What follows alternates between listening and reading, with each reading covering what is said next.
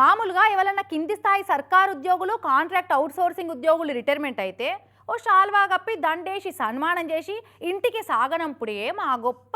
పెద్ద ఆఫీసర్లకు చేసినట్టు పెద్దగా సన్మాన సభలు అవి ఏర్పాటు చేయరు కదా.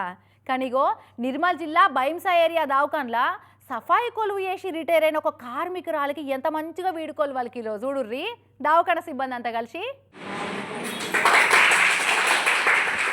ఇక చూస్తున్నారా, నిర్మల్ జిల్లా బైన్సా ఏరియా దవాఖాన్లా 15 ఏళ్ల పాటు అవుట్ సోర్సింగ్ పద్ధతిలో పారిశుద్ధ్య కార్మికురాలు లెక్క పనిచేసిందట ఈ చంద్రబాయ్ అనట ఆమె. ఇక మొన్న రిటైర్మెంట్ అయిందని దవాఖాన్లో పనిచేసే సీనియర్ జూనియర్ కార్మికులు దవాఖానా సూపరింటెండెంట్ డాక్టర్ కాడికెళ్ళి ఉద్యోగులు అంతా కలిసి ఆమెకు సన్మానం ఏర్పాటు చేసిరు. దవాఖానలోనే కుర్చీలో కూసబెట్టి శాల్వ కప్పి సన్మానం చేసుడే కాదు, తాంబాలంలో కాలు పెట్టించి కడిగి పాద పూజ కూడా చేసిరు. ఇట్లా ఇక అటనే తలాయిన్ని పైసలు కూడా సాయం చేసిరట.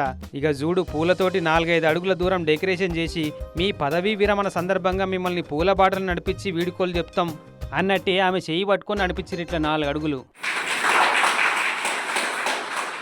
ఇక ఆమె చేసిన సేవలను తలుచుకుంటా అంతా మెచ్చుకుంటా మాట్లాడుతుంటే ఇక రేపటి సంధి ఈ దవాఖానలో నాకు పని ఉండదన్న బాధ లేకుండా సరిపోను సంతోషం నింపుకున్నట్టుంది చంద్రబాయమ్మ.